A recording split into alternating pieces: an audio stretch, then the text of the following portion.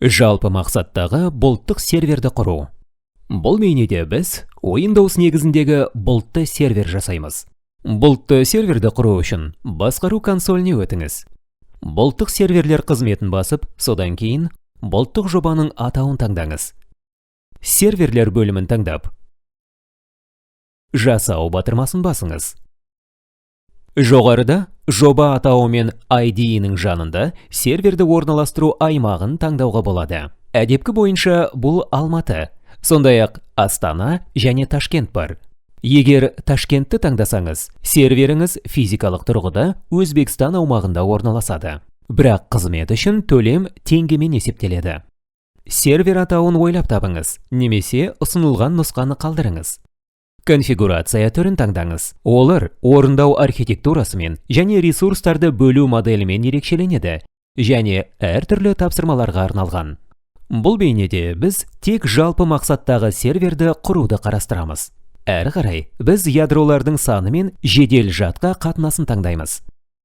Егер сізге жеке конфигурация қажет болса, біздің техникалық қолдауымызға тикет жазыңыз. Одан кейін операциялық жүйені және оның нұсқасын таңдаңыз. Нұсқаны таңдағанда, оның дұрыс жұмыс істеуі үшін қанша ресурстар қажет екенін ескеріңіз. Сіз өзіңіздің операциялық жүйенің кескінін алдын ала жүктей аласыз. Ол менің кескіндерім қойындысында пайда болады. Енді дисклер. Әдепкі бойынша жүктеу дискісі жасалады. Онда операциялық жүйе орналасады. Сіз жүктеу дискісінің түрін таңдай аласыз. Дискінің 4 түрі бар. Олар оқу және жазу жылдамдығымен ерекшеленеді. Түрін таңдаңыз және оның өлшемін көрсетіңіз. Осылайша, кез келген мөлшерде қосымша дисклерді құра аласыз. Жалғастыру батырмасын басамыз. Жергілікті желіні орнатамыз. Ыңғайлы болу үшін әдепкі желіні таңдаңыз. Мұндай желі бір инфрақұрылым ішіндегі құрылғылар арасындағы байланыс үшін қажет.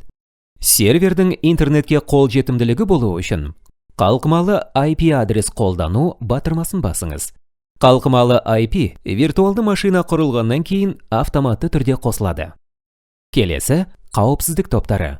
Бұл кіріс және шығыс трафикті басқаратын виртуалды firewall. Әзірге барлығы рұқсат етілген тобын таңдаңыз. Қалғанын басқа бейнеде баптаймыз. Серверге SSH кілті арқылы кіруге рұқсат береміз. Егер сізде кілт болса, оны жүктей аласыз. Немесе сіз жаңасын жасай аласыз. Ол автоматты түрде құрылғыға жүктеледі. Егер құпия сөзбен қолданғыңыз келсе, серверде интернетке қол жетімділік болуы қажет. Сервердің құпия сөзін аккаунт тіркелген кезде көрсетілген электрондық поштаға жібереміз. Жалғастыру батырмасын басыңыз. Мұнда кеңейтілген баптаулар мүмкіндігі бар, бірақ қазір бізге ол қажет емес. Резервтік көшірмені келесі бейнеде бөлек орнатамыз. Жалғастыру батырмасын басып, бұлтты сервер параметрлерін тексеріңіз. Виртуалды машинаның жалпы құнына назар аударыңыз. Егер бәрі дұрыс болса, сервер құру батырмасын басыңыз. Серверден құпия сөзді алмас бұрын, сервер күйі актив болып өзгергенше және Windows толығымен орнатылғанша күту керек. Бұл шамамен 5-15 минутта алады. Серверден құпия сөзді алу үшін сервер атауын басыңыз. Содан кейін басқару батырмасын. Одан соң құпия сөзді алу таңдаңыз. Төменде сіз бұрын жасаған жеке кілт файлын жүктеңіз. Және құпия сөзді ашу батырмасын басыңыз.